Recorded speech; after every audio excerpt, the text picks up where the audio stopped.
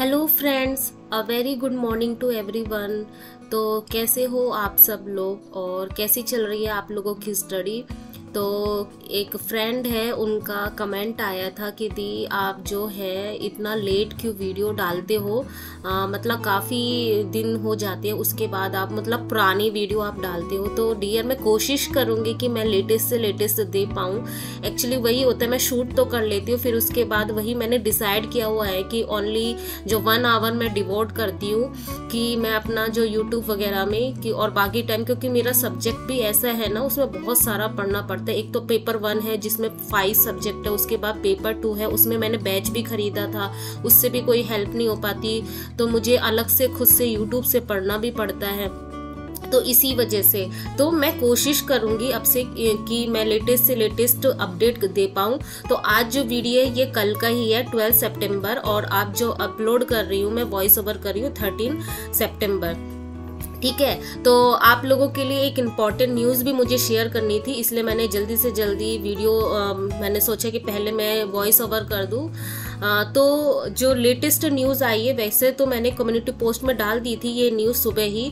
तो जो न्यूज़ ये है, जो अक्टूबर जो एग्ज़ाम कैलेंडर है DSSB का, वो अब आउट हो चुका है। तो इसमें जो एग्ज़ाम होने थे, जो कैंसिल हो चुके थे, उनका एग्ज़ाम होने वाला है। जैसे हमारा जो TGT पंजाबी और उर्दू है, इनका कैंसिल हो गया था, और जो नर्सिंग ऑफिसर है, कुछ पोस्ट जो नॉन टीचिंग के हैं, उनके एग्जाम जो कैंसिल हो गए थे, उनका रीशेड्यूल हुआ है अक्टूबर मंथ में।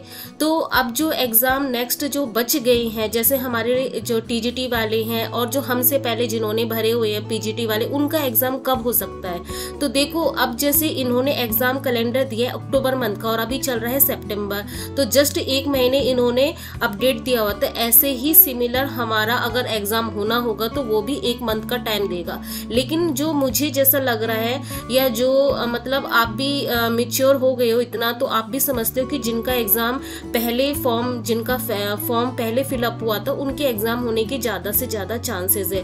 तो PGT वाले और जो नॉन टीचिंग वाले जो अदर स्टाफ के जो बच गए हैं, अदर पोस्टें जो बच गई हैं अक्टूबर मंथ में, तो उनका एग्जाम पहले होगा। तो नवंबर मंथ में मान लो कि उनका होगा। तो अगर हमारा 1% के लिए मानते हैं TGT का, तो उसके हिसाब से हमारे पास जो टाइम अब बच जाता है ना, वो 2 मंथ बच जाता है। जो मैंने प्रीवियस वीडियो में भी बताया हुआ था कि मैं नवंबर मंथ को मान के चल रही हूँ। तो जो कल ये जो नोटिफिकेशन है, इससे तो कंफर्म हो गया कि नवंबर से पहले हमारा एग्जाम नहीं होगा। तो अब भी जो जिनका भी सिलेबस कंप्लीट नहीं हुआ, तो मैं यही बोलूंगी TGT वाले स्पेशली, क्योंकि मैं TGT की एस्पिरेंट हूँ, तो मैं उसी हिसाब से ज्यादा उसकी नॉलेज रखूंगी और उसके बारे में आपसे ज्यादा एक्यूरेट होके बोल पाऊंगी। ठीक है, तो हमारे पास अभी भी 2 मंथ है। तो अभी क्या है, आपको बहुत सीरियस होके अब अपनी प्रिपरेशन स्टार्ट करनी पड़ेगी, क्योंकि अगर 1% भी एग्जाम होता है तो नवंबर में होगा, अदरवाइज तो फिर हमारा एग्जाम जो है वो नेक्स्ट ईयर यानी फरवरी मार्च में हो सकता है। ठीक है, तो इसीलिए अब हमें सीरियस होके बहुत ज़्यादा पढ़ाई करनी है। और अब जो कई कमेंट आएंगे कि दी हमारा एग्ज़ाम कब हो सकता है अदर सब्जेक्ट का, तो मैंने वही बोला कि जो ये पोस्ट निकली है, जिनकी पोस्ट कम होती है, जैसे फिजिकल हो गए हैं, PGT वाले हो गए, नॉन टीचिंग स्टाफ में जिनकी पोस्टेज बहुत कम होती है, उनका पहले एग्जाम होगा। जो TGT वाले हमारा, इनका बाद में होगा, इनके बाद होगा। ठीक है, तो वो बार बार आप पूछ के ना, आप अपना टाइम वेस्ट मत कीजिए, क्योंकि इससे क्या होता है, जैसे आप देखोगे 2-3 महीने हम यही बात करते हुए रह गए और हम अपनी जो सीरियस स्टडी होती है वो नहीं कर पाए, और जो सीरियस स्टूडेंट है ना, वो अपनी पढ़ाई कर ही रहा है। ठीक है, तो इसीलिए हम अपना अब एक भी दिन है ना टाइम वेस्ट नहीं कर सकते इसमें कि कब एग्जाम होगा। देखो, अभी जो हमारा सोशल वेबसाइट है, जो YouTube वगैरह हो गया, ये इतना एडवांस हो चुका है कि हमें सब कुछ राइट टाइम पे सब कुछ पता चल जाएगा। तो हमें अपना जो फोकस करना है ना, वो हमें अपनी स्टडी में फोकस करना है। ठीक है, तो एक दिन हमें वेस्ट नहीं करना है। ठीक है। तो अब से मैंने क्या किया है कि मैं अब सीरियस स्टडी पे अपना फोकस कर रही हूँ, आप भी अपना फोकस करिए। और जो है मैं पेपर 2 में अब ज़्यादा ध्यान दूंगी, क्योंकि पेपर 1 मेरा बहुत मतलब 75% हो चुका है। और मैं जो है अब मॉक टेस्ट जो मोड है उसमें आ चुकी हूँ। तो पहले जो मेरा 2 मंथ का मेरा जो स्टडी प्लान था कि जो अभी 12 सितंबर से 11 से 15 मेरा 11 से मतलब 7 डेज का मेरा लास्ट ये था कि हिंदी मुझे कंप्लीट करना। अब मैं वो कंप्लीट नहीं करके उसको छोड़ देती हूँ और मैं अब मॉक टेस्ट पे आ जाती हूँ। मॉक टेस्ट में सब सब्जेक्ट का मैं मॉक टेस्ट दूंगी। उसके बाद जिस टॉपिक में जिस टॉपिक में प्रॉब्लम आएगी उसका फिर मैं रिवीजन दूंगी। और रिवीजन तो है ही सारे सब्जेक्ट का, और लेकिन जो होता है ना जब हम एनालिसिस करने बैठते हैं तो जिस टॉपिक में जो प्रॉब्लम आ रही है उसका डीपली फिर दोबारा से एनालिसिस करना है या लर्न करना है, मेमोराइज करना है, जो भी है। तो मेरा पेपर 1 का टारगेट स्ट्रेटेजी अब यही है, और पेपर 2 का है कि किस तरीके से मुझे अपने सिलेबस को कंप्लीट करना है। ठीक है, क्योंकि और अदर सब्जेक्ट में आप यूट्यूब से कहीं से भी आप कंप्लीट कर सकते हो, लेकिन मैथ ऐसा सब्जेक्ट है कि आप जब तक समझ नहीं पाओगे ना उसका नोट्स बना के भी फायदा नहीं है। तो बहुत ज़्यादा मुझे प्रॉब्लम फेस करनी पड़ रही है। तो आज है 12 सितंबर और आज है वेडनेसडे। तो आज जो जीएस में मैंने चूज़ किया हुआ है कृषि, जलवायु और मृदा, क्योंकि अभी हम जो इंडियन ज्योग्राफी वो कर रहे हैं। तो धीरे धीरे इंडियन ज्योग्राफी जब फिनिश हो जाएगा तब मैं डिसाइड कर रही हूँ कि मैं या तो हिस्ट्री पढ़ूँगी या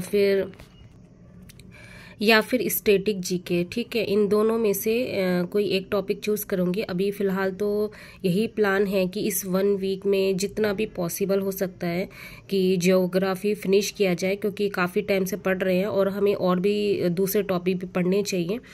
फिर रीजनिंग में क्या है कि कल जो है 11 था, तो 11 को जो मेरा टारगेट था कि 4 सितंबर से 11 सितंबर में मुझे रीजनिंग कंप्लीट करना है, बट मैं मतलब रीजनिंग कल कंप्लीट नहीं कर पाई थी। तो आज मुझे किसी भी हालत में मुझे वो कंप्लीट करना है। जो कुछ मतलब थोड़े से टॉपिक रह गए, जैसे रैंकिंग, कैलेंडर, क्लॉक, ये वाले टॉपिक रह गए थे, तो ये मेरा कंप्लीट नहीं हुआ था। ठीक है, तो ये आज मुझे किसी भी तरीके से कंप्लीट करना। उसके बाद जो मेरी प्लानिंग है कि जो पेपर 1 है जीएस और इंग्लिश, ये तो कंटिन्यू चलेगा, और जनरल मैथ, रीजनिंग, हिंदी, ये 3 सब्जेक्ट हो चुके हैं। तो मैं क्या सोच रही हूँ कि अब जो पूरी पेपर 1 के जैसे मॉक होते हैं ना, वो मॉक देने की कोशिश करूँगी, और वो जो है टेक्स्ट बुक ऐप से दूंगी या और भी रिसोर्सेज मुझे मिल रहे हैं। तो मैं जैसे ही मुझे पूरा क्लियर हो जाता है मतलब मैं फिर आप लोगों के साथ शेयर करूँगी, क्योंकि आप लोगों ने में से काफ़ी लोगों ने पूछा हुआ है कि आप मॉक टेस्ट कहाँ से दे रहे हैं। और मैं जो सोच रही हूँ ना वो फ्री वाले सोच रही हूँ। ठीक है, जिससे क्या हो जाए कि फ्री में हम दे सके। ठीक है, इंग्लिश में जो है ओनली मैंने क्या सोचा है, आज ईडियम्स ही सोचा हुआ है कि जितने भी है ईडियम्स आज फिनिश करें, क्योंकि फिर मैं अब स्टार्ट करने वाली हूँ 1 वर्ड्स। ठीक है, उसके बाद जो पेपर 2 में जो मेरा कॉम्प्लेक्स में, जैसे मैंने बोला था बीच में मैंने ड्रॉप कर दिया था क्योंकि एक ही चीज़ पढ़ पढ़ के बोर हो रही थी। तो उसके बाद जो नया टॉपिक है कॉम्प्लेक्स में ही, क्योंकि कॉम्प्लेक्स जो है वो ही एक पूरी बुक है, तो उसको ऐसा नहीं है कि हम 1 वीक में फिनिश कर सकते हैं, मतलब अच्छे से अगर डीपली समझा जाए। और मैं क्या बहुत सारी रिसोर्सेज पढ़ रही थी कभी क्योंकि जो हमारे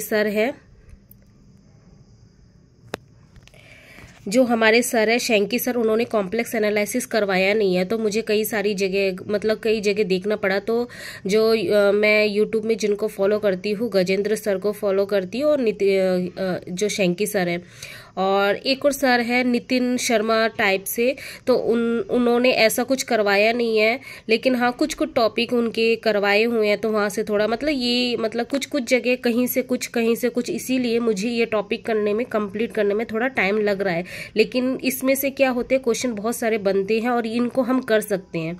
ठीक है, इसलिए मैंने क्या बीच में ड्रॉप कर दिया था, अभी ये दोबारा स्टार्ट किया है। ठीक है, तो टेलर लॉरेंट सीरीज ये मुझे आज कंप्लीट करना है और पावर सीरीज ये मुझे कंप्लीट करना है। ये दोनों ही कॉम्प्लेक्स का ही टॉपिक है।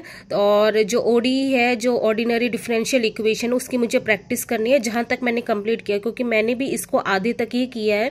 क्योंकि मेरा ये मानना है ना कि आगे बढ़ने से कोई फायदा नहीं है जब तक आप प्रीवियस जो है उसको अच्छे से कर नहीं लेते। जैसे आपने थोड़ा बहुत किया, फिर वो दोबारा आप रिवीजन पे जाओ कि वो आपको वो आ रहा है नहीं आ रहा है। ठीक है, जब तक आपके मन में डाउट आ रहा है कि नहीं ये वाला अभी भी मुझे ब्लर हो रहा है माइंड में, मैं रिकॉल नहीं कर पा रही हूँ, तो उसको फिर दोबारा लेके उस साथों साथ ही रिवीजन कर लीजिए, उससे रिलेटेड क्वेश्चन कर। क्योंकि आपको भी पता है ग्रेजुएशन में या तो वो स्टेटमेंट पूछ लेगा या उसमें डीपली क्वेश्चन पूछेगा। तो जब तक आपको थ्योरम की अच्छे से नॉलेज नहीं है तो आप वो क्वेश्चन नहीं कर पाओगे। ठीक है, तो इसीलिए आपको डीप लेवल तक जाना पड़ेगा। और जो मेरा पेड बैच है उसमें जो मैम ने करवाया मुझे कुछ भी समझ में नहीं आया, तो मैं अब देखती नहीं, क्योंकि उसमें मेरा टाइम वेस्ट हो रहा है। और मेरा ये टारगेट है कि नवंबर तक मुझे किसी भी हाल में कंप्लीट करना है। क्योंकि अगर मैं 1% भी अगर हम एग्जाम का माने तो अगर नवंबर में होने के चांसेस हो तो फिर तब तक हमारे पास ओनली 2 मंथ है, 2 मंथ से भी कम टाइम है। ठीक है, तो इसीलिए मैं बहुत ज़्यादा सीरियस हो गई हूँ। तो जो भी पर्सन है जो ये बार बार एग्ज़ाम की बोल रहे हैं कि कब एग्ज़ाम होगा, तो नहीं, किसी को भी नहीं पता डियर, क्योंकि DT+B का कुछ भी पता नहीं होता वो कब क्या करे। ठीक है, तो सेफ वाइज में सेफ जोन यही है कि हम अपनी तैयारी करते रहे। और अगर हम अपनी तैयारी छोड़ देंगे तो फिर क्या होगा, हम पूरा सब कुछ भूल जाएंगे। तो मैंने अब क्या है, और आप लोगों ने बोला हुआ है कि आप डेली मतलब डेली नहीं, मतलब जो करंट है वीडियो बनाते हो उसी को पोस्ट किया करो। तो अब मेरी मतलब जितनी पॉसिबल है मैं उसमें यही करूँगी कि मतलब करंट ही आपको वीडियो अब अपलोड कर पाऊँ।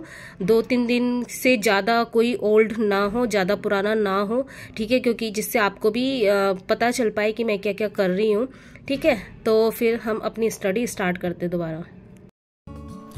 तो जैसा कि आपने मेरा आज का शेड्यूल देखा कि क्या क्या मेरा प्लान है। एक्चुअली 11 सितंबर को मेरे को जो है कंप्लीट करना था रीजनिंग, बट समहाउ मैं कर नहीं पाई, 2-3 टॉपिक रह गए थे। तो आज मुझे किसी भी तरीके से कंप्लीट करना है, क्योंकि जैसे कि मैंने बताया कि मुझे अब जो है पेपर 2 पे डिवोट करना है। पेपर 1 में मैंने लास्ट जो 2 मंथ में बहुत अच्छे से डिवोट किया था, तो काफ़ी हद तक वो हो चुका है। अब मुझे पेपर 2 भी स्ट्रॉन्ग करना है, क्योंकि जब तक पेपर 2 में 40% उससे अब मैं मार्क्स क्वालिफाई नहीं कर पाऊंगी, मेरा पेपर 1 भी चाहे मैं 100 में से 100 भी लाऊं तब भी कोई फायदा नहीं होगा। तो अब जो राइट टाइम है पेपर 2 में मुझे डिवोट करना है अच्छे से। तो इसीलिए जो है पेपर 1 में अब मैं मॉक्स ज़्यादा से ज़्यादा दूंगी, और जिस भी टॉपिक में, जिस सब्जेक्ट के जिस टॉपिक में मुझे प्रॉब्लम आएगी उसको मुझे हैंडल करना है। ठीक है, तो आप में से काफ़ी लोग जो जब मैंने अपना मॉक टेस्ट जो कम्युनिटी पोस्ट में डाला हुआ था कि मेरे मॉक टेस्ट में ये मार्क्स आए, तो मैं हर बार ना भूल ही जाती हूँ वो टॉपिक के बारे में बोलना। तो वो जो मॉक टेस्ट मैंने दिया हुआ था, वो जो पवन राव सर है उनका एक ऐप है सिंकोरिया ऐप। तो क्योंकि उन्होंने यूट्यूब में एक टेस्ट सीरीज फ्री में उन्होंने मतलब वीडियो डाले हुए थे, तो उन्होंने ये बताया होता कि उनका जो ऐप है उसमें वो फ्री में टेस्ट सीरीज है। तो अगर आप चाहते हो कि फ्री में आप टेस्ट देना चाहते हो मैथ के लिए, तो आप वहाँ पे मतलब वो ऐप डाउनलोड करके फ्री यूट्यूब सीरीज ऐसे नाम से कुछ है, उसमें आप जाके आप दे सकते हो। उसका सॉल्यूशन भी सर ने ऐप में ही दे रखा है और बाकी यूट्यूब में तो है ही। तो अभी जो मैं कर रही हूँ ये मैं रीजनिंग कर रही हूँ। ये एक मैम है यूट्यूब में, इन्होंने 12 घंटे की वीडियो अपलोड की हुई है। जैसा कि मैंने प्रीवियस वीडियो में, 1-2 प्रीवियस वीडियो में बताया हुआ था कि एक मैम है जिन्होंने यूट्यूब में जो रीजनिंग है 1 शॉट, मतलब पूरा टॉपिक उसके अंदर इंक्लूड है। तो मुझे ना पहले तो पसंद नहीं आया था, फिर बाद में मुझे ना अच्छा लगने लगा। तो आप भी देख सकते हो उनका जो नाम है चैनल का मैं बताती हूँ। तो उन मैम के जो चैनल का नाम है प्राधित क्लासेस और उनका नाम जो है प्रियाल मैम। तो आप YouTube में ना सर्च करोगे कि जो है मतलब रीजनिंग जो है 1 शॉट ऐसे करके मैंने डाला हुआ था। तो वो आप कर सकते हो। जैसे मान लो होता है ना कि रीजनिंग में हमें ज़्यादा कुछ तो करना नहीं होता, लेकिन एक ऐसा वीडियो है जो 10-12 घंटे में, मतलब एक दिन में आपकी रीजनिंग अगर कंप्लीट करनी है आपको, तो इससे आप कर सकते हो, क्योंकि इसमें मैम ने ट्रिक भी बताए हुए हैं और मैं उसी का ही नोट्स बना रही थी। और मैम भी बोल रही थी कि नोट्स बनाते हुए करो, जिससे क्या है दोबारा आपको मतलब जो है बार बार हम ढूंढते रहते हैं ना कि इस क्वेश्चन के कैसे करें। मतलब कई सारे जो है वो ट्रिक से ही होते हैं। रीजनिंग सबको आती है, ठीक है, सबका मेंटलिटी इतना मेंटल ऐसा रहता है कि हम रीजनिंग कर सकते हैं, लेकिन कम समय में कैसे करना है, क्योंकि हमें दिन भर तो लेके बैठना नहीं है। तो वो जो कई ट्रिक होती है, जैसे फिगर काउंटिंग होती है जिसमें ट्राइंगल हमें काउंट करना होता है, लाइंस काउंट करना होता है, क्यूब है उसमें क्वेश्चन होते हैं, फिर उसके बाद जो है डाइस है उसमें क्वेश्चन होते हैं कि इसमें क्या है, इसमें कौन से नंबर जो है। तो ये ट्रिक से ही होंगे, ऐसा तो है नहीं कि हम उसको करने ही बैठ जाएंगे सॉल्व 1-2 घंटे तक, नहीं। तो हमें ट्रिक चाहिए होता है जिससे हम फ्रीक्वेंट सेकंड में जो है क्वेश्चन को कर सकें। तो अभी जो है इवनिंग का टाइम है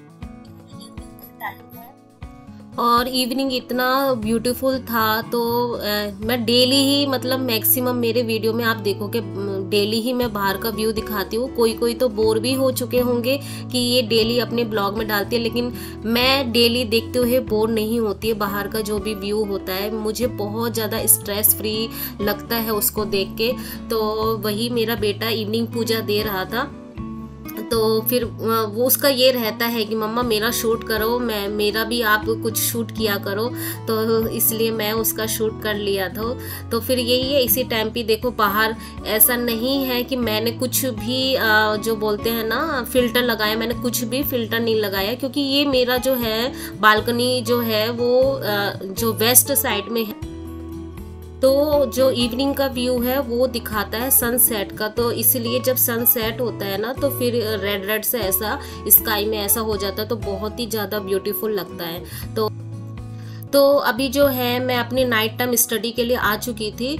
तो अभी भी ना मैंने प्रीवियस वीडियो में मैंने पोस्ट मतलब डाल दिया था, मतलब बताया हुआ था कि मैं MCQ कहाँ से कर रही हूँ मेरे पेपर 2 के लिए। फिर भी क्वेश्चन मेरे पास आते हैं कि मैम आपने कौन सी बुक से आप जो है प्रैक्टिस कर रहे हो PYQ की, मतलब MCQ की।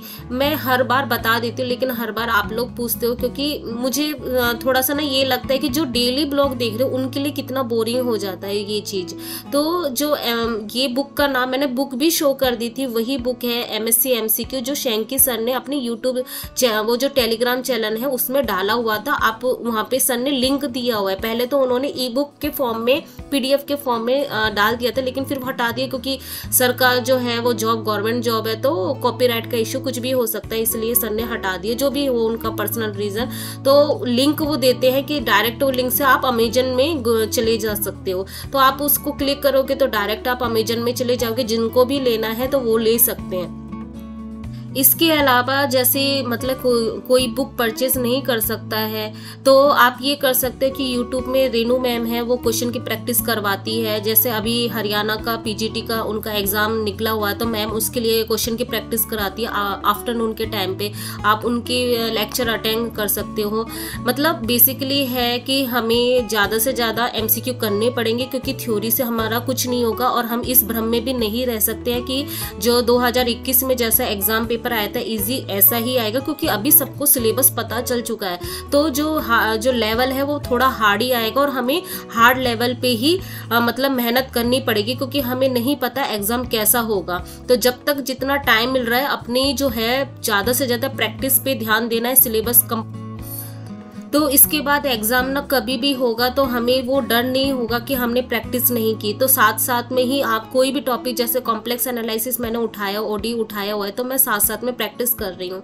तो ऐसा आपको भी करना है, कोई भी टॉपिक पढ़ो तो आपको उसका प्रैक्टिस करते रहना है, ठीक है। तो एग्जाम कभी भी होगा, फिर हम नर्वस नहीं होंगे, ठीक है। तो फिर यही था आज का दिन। आई होप आप लोग समझ चुके हो कि हमें एग्जाम डेट का वेट नहीं करना है कि जब एग्जाम डेट आएगी तब हमें प्रैक्टिस करना है, रिवीजन करना है, नहीं। ये हमारी सबसे बड़ी भूल होगी, क्योंकि बहुत सारे एस्पिरेंट ऐसे हैं जो बहुत ज्यादा हार्ड वर्क कर रहे हैं, बहुत ज्यादा मेहनत कर रहे हैं, ठीक है। तो अगर हमें अपना सिलेक्शन करवाना है तो हमें मतलब फालतू चीजों में ध्यान नहीं देना है, अपनी स्टडी पे फोकस करना है, ठीक है। तो यही था आज का दिन। फिर मिलते हैं नेक्स्ट ब्लॉग में, तब तक के लिए बाय, गुड नाइट।